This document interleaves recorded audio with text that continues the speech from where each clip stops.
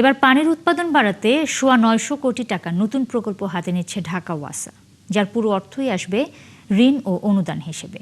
গভীর নলকূপ প্রতিস্থাপন, সংস্কার, পাম্প ঘর নির্মাণ সহ নানা অনুষঙ্গ রয়েছে এই প্রকল্পের আওতায়।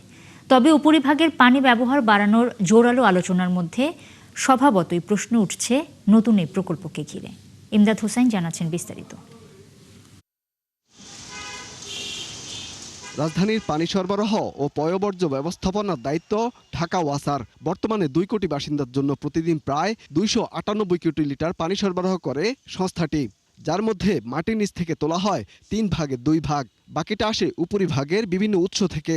তবে দিন দিন মাটির নিচের পানির ব্যবহার কমানোর কথা বলা হলেও উল্টো পথে হাঁটছে ওয়াসা।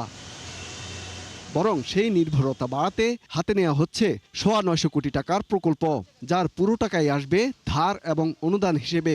সংশ্লিষ্টরা মনে করেন, প্রকল্প বাস্তবায়নে বরাবরই প্রশ্নবিদ্ধ ওয়াসা এবারও হোঁচট খেতে পারে বাস্তবায়নে গিয়ে। সুদূর প্রসারী দীর্ঘমেয়াদী পরিকল্পনা করতে হবে। এইখানে তারা মনে করেন দীর্ঘমেয়াদী মানে দীর্ঘমেয়াদী প্রকল্পটা নেবেন। উত্তর হচ্ছে না, আজকে থেকে প্রকল্প নেবেন। কিছু বেনিফিট আসবে ইমিডিয়েটলি, কিছু বেনিফিট আসবে মধ্যমেয়াদী, কিছু বেনিফিট আসবে দীর্ঘমেয়াদী, কিন্তু শুরুটা এখন থেকে করতে হবে। কেন তাৎক্ষণিক চাহিদা মেটানোর জন্য জরুরি ভিত্তিতে প্রকল্প নিতে হয়?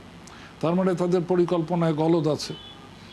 এখন যখনই পানির ক্রাইসিস দেখা দেয়, আমরা আরও 200 টিউবওয়েল বসাই দিলাম।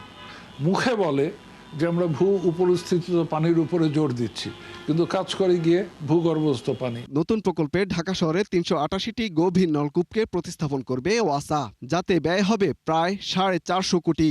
আর 71 কোটি টাকা ব্যয় করা হবে নতুন 62টি গভীর নলকূপ বসাতে। এছাড়া পাম্পের মোটর স্থাপনের পেছনে যাবে আরও 100 কোটি। ওয়াসার যুক্তি অনুযায়ী 2029 সাল নাগাদ ঢাকায় পানির চাহিদা দাঁড়াবে দৈনিক 356 কোটি লিটারে, যার যোগান নিশ্চিতে বড় ভূমিকা রাখবে এই প্রকল্প।